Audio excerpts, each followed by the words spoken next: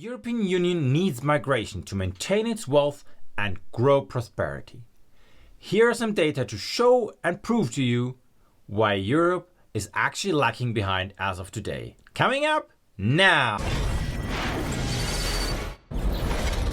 Hi, I'm Oliver and welcome back to the channel AskMeStartup, where we talk about startups, small businesses and the world that surrounds them.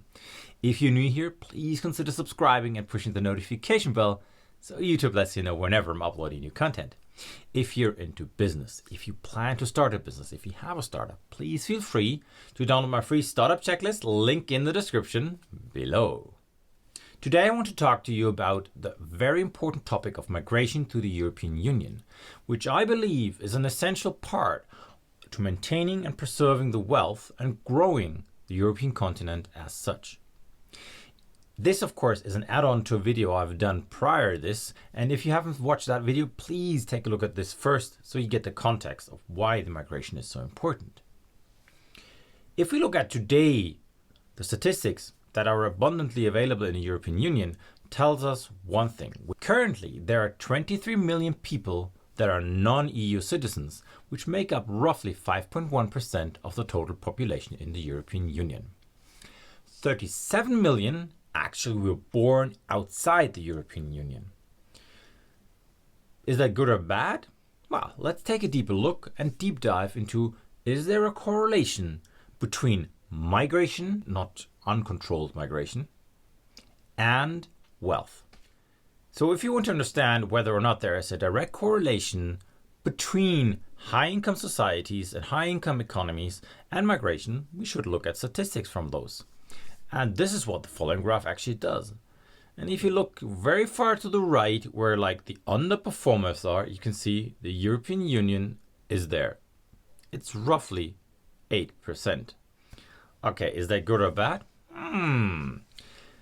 If we stick in Europe, we see number one on the European countries that are listed here is Switzerland with roughly 28%. And I can tell you that we have much higher wages in Switzerland than on average in the European Union. The next country would be Iceland and Norway. None of these countries are part of the European Union, and they have a higher amount of migrants in their country and their societies. What these numbers tell you, and that should be true all over the world because Singapore is leading here, we have Australia and New Zealand, countries that heavily depend on migration to maintain their wealth and high income societies. There is a clear correlation, and that's what we see here. Now, is it good for you to migrate to Europe then or not? Because obviously they have a huge upside potential for migration. Well, to answer this question, we first have to look, why are people moving or migrating to the European Union? And that graph clearly gives you now an indication that a large section is family, and we have only a minor section which would be work or education. And those two actually, work and education, should be much higher than they are today. Because today people just run here and believe they will get jobs, but those jobs are not available. We don't have jobs in Europe or in the European Union for people who have no education. You have to understand this and put that into your brain. If you have education, you're more than welcome, most likely, to find a job in the European Union. It might not always be easy, but that's the way to go. So you can then ask yourself, okay, what are the sectors that are actually relevant for migrants and which are none? Like, do we have over and under representation, etc.? And the statistics actually give us a good answer on this. So we see that on accommodation and food and service activities, we have an overemployment of non-EU citizens compared to the average of the European Union citizens. The same is true for administrative and support activities, domestic work and construction.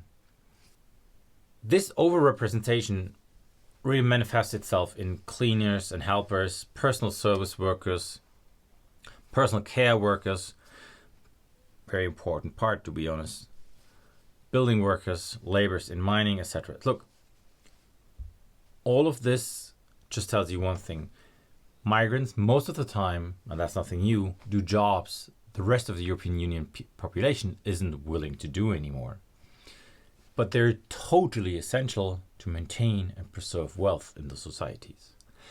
And with the European Union having such a low amount of migration, there is a huge upside, and I'm sure this will change in the future, and you should think about this as well. How can you help to improve the situation in Europe? How can a startup entrepreneur, how can a small business owner help to improve not only his own situation, but the situation of the population as such? The next section is very important. Where do we have underrepresentation of migrants? And that is where you would expect them to be more, or hope them to be more, because we are talking about international companies, for instance, but we have an underrepresentation in business administration and associates. We have an underrepresentation in teaching professionals. We have an underrepresentation in science and engineering. These are all highly appreciated jobs in the European Union. Look, if you are a technical engineer, you will find lots of jobs in Germany. If you are a business administration, you will find jobs anywhere. And specifically, if people want to sell, let's say, back to Asia or back to India, then you, as an Indian, you will have a definite advantage. But you need the education first. You can't just come and hope things will go. If you want to start a business, maybe you want to focus on something that is underrepresented right now, because then you know that you have a one-of-a-kind advantage over the rest. So by now you might be asking yourself, yeah, okay, this sounds okay, but are there really people migrating from my country to the European Union? Of course, I cannot answer that directly because I don't know where you live, but I know the statistics have looked at it. And look at the data here, and you can see the largest section for people that have actually got a residency permit, that are non-EU members, came from the Ukraine, which made the largest portion of them all, followed by Morocco and India. And we do see some slight shifts. So the blue is 2019, the orange brownish color is the 2020 data. And then we see Syria, Brazil, Belarus, there's a lot of countries where you would expect residency permits to be applied to. What is lacking here? Our reality is Switzerland, Norway, etc. But they don't need a specific residency permit because they have the contracts and signed with the European Union, which allow them to migrate to these countries with no hurdles whatsoever. Do we see migration, and is it really happening? Yes. Is there a lack of migration? Definitely. Is European politics ready to accept it? Not really.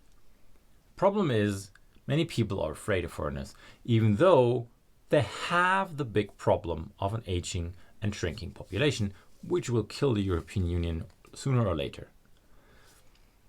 All right. Thank you for your attention on this very, very relevant topic. I understand that it's not totally directly business related, but it has impacts on business on the long run. And you need to understand what the data are actually telling us today and how we can use those data from today to project into the future. If you made it so far in the video, please subscribe and push the notification bell because it really helps this channel to grow. Thank you once again, and I'm gonna see you next time.